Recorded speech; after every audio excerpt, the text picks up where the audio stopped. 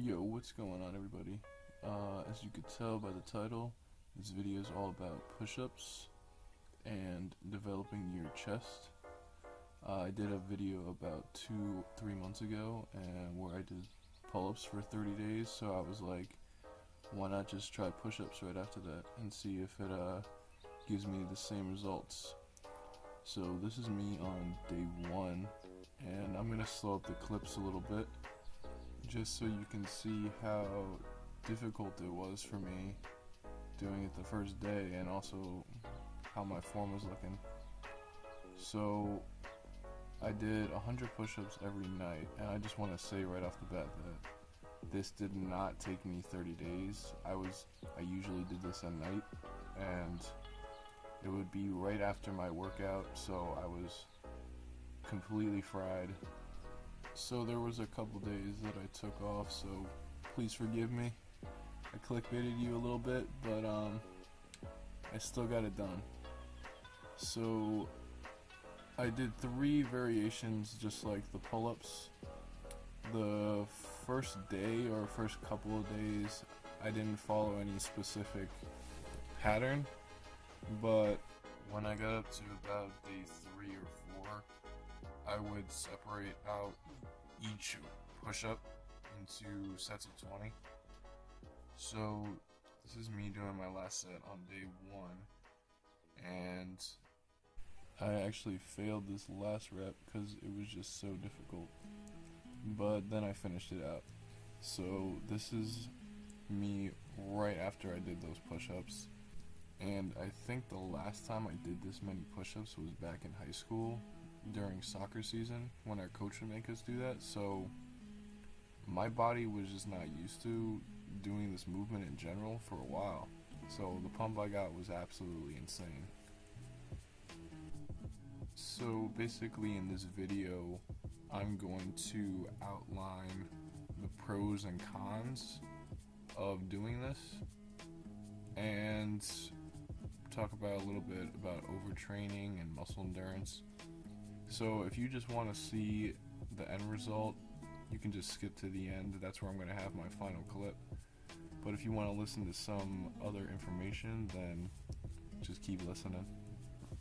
Okay, so the 3 variations that I did was wide grip, the regular push-up, which is just with my palms, and then the push-ups with my fists. I don't really know the technical term for it, but the reason I did these 3 push-ups was 1, wide grip will target your upper chest, and the regular push-up will just be good for bench and have good carryover for that movement. And the fist one is probably the most difficult one, and this is meant for developing your triceps and overall pressing power. So now I'm going to talk a little bit about overtraining. Now, overtraining is definitely not a myth. You can definitely push your body to a certain point, but there will be a time where you won't be able to do any more than what you can do, if you know what I'm saying. But what a lot of people get wrong about overtraining is they don't test their limits and figure out what they can do. So a lot of people might think that they're overtraining, but in reality they can do a whole lot more than what they think. Basically what I'm trying to say is that yes, you have your genetics and you have genetic potential, obviously, but don't let this discourage you from pushing yourself, you know? If you want to get a stronger chest, just do 100 push-ups a night. If you want to get a stronger back, do 100 pull-ups a night. It's really that simple. Okay, not that simple, but what I'm trying to say is that you definitely have more genetic potential than you think you do. And the only way you're gonna bring out this potential is if you do more than what you think you're capable of.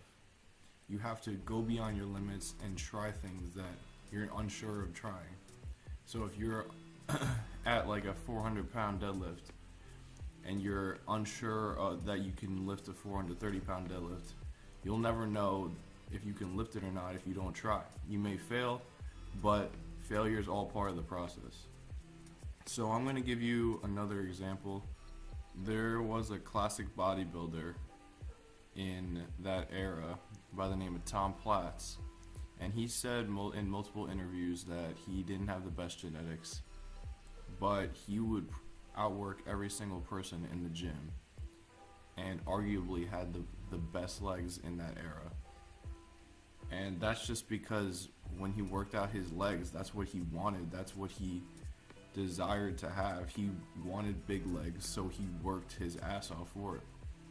And he wouldn't know what he was capable of doing if he didn't ever push his genetics to those limits. So everybody has their own unique set of genes, and there may be people that are blessed more than others, but you just gotta find what you're good at and make it your own, which is what I'm pretty much trying to say. And what it really comes down to is how mentally strong you are and what your goals are, and also how much you're willing to put into those goals, because everything takes time and effort. People lose focus these days. They can't focus on one thing at a time. But if you really put your time and effort into one thing and focus solely on that one thing, you're going to be successful. So I got a little bit off topic, but I'm going to go back to talking about overtraining and how these push-ups related to that. So when I was doing these push-ups, I was working out about 5 to 6 days a week, and it definitely did take a toll on my strength when it came to working out my chest. So the con of doing this, if you're working out a lot, is that you won't be able to complete as much volume in your workout as you would normally do. It only really affected me on the days that I worked on my chest. The other days it didn't really make a difference, but strength-wise it just wasn't there. On the other hand, the significant benefits that I noticed came after I was done with this, and obviously it improved my physique slightly, but not in a way that's insanely noticeable. Some people, when doing this, may grow their chests exponentially, and some people, it may not grow their chest at all. But you gotta try new exercises, new ways of performing movements in order to see what works for you, and then see what your body reacts to the best, and then just stick with that and you'll be good. So doing a lot of push-ups in general will build your physique to a certain extent. If you're a complete beginner, then doing push-ups, pull-ups, calisthenic type movements are perfect for building your base, physique, and strength.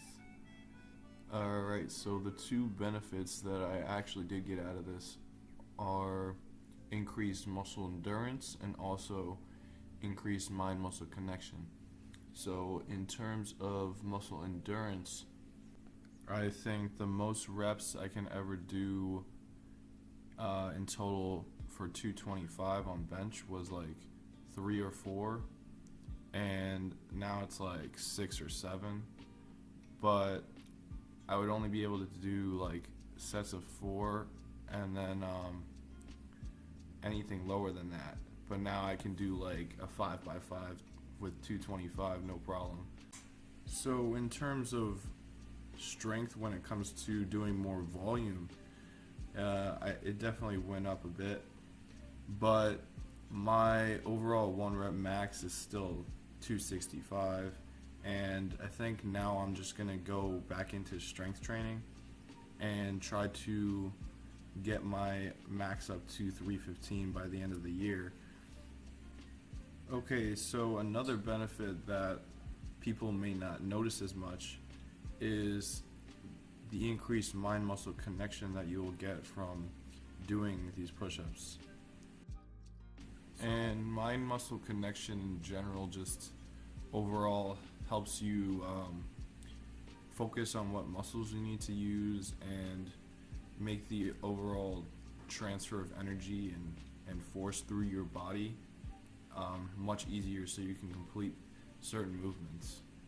So like if you're performing a bench press, it will involve a lot more muscles than in an incline press or a shoulder press, because a shoulder press will isolate your upper chest and also your front delts, while a bench press will involve a lot of your lower back. It will involve a lot of your legs through quad drive and just a whole bunch of musculature that you might not be aware of. So a lot of people just think that bench press is just a sole chest exercise, but really it's involving a lot more muscles than you think.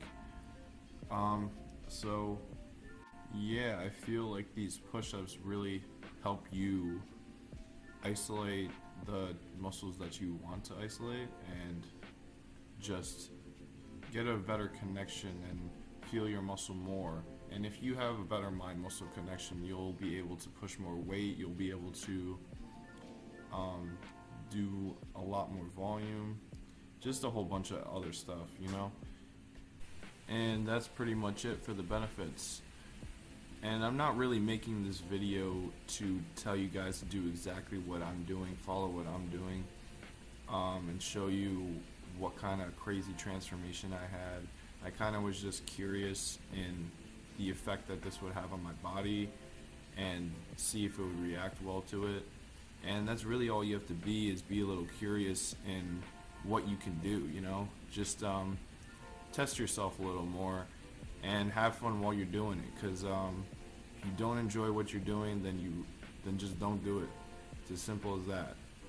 And if you want something in life, just go get it. That's it. Also, I just wanted to say that this entire time I was going through my bulk.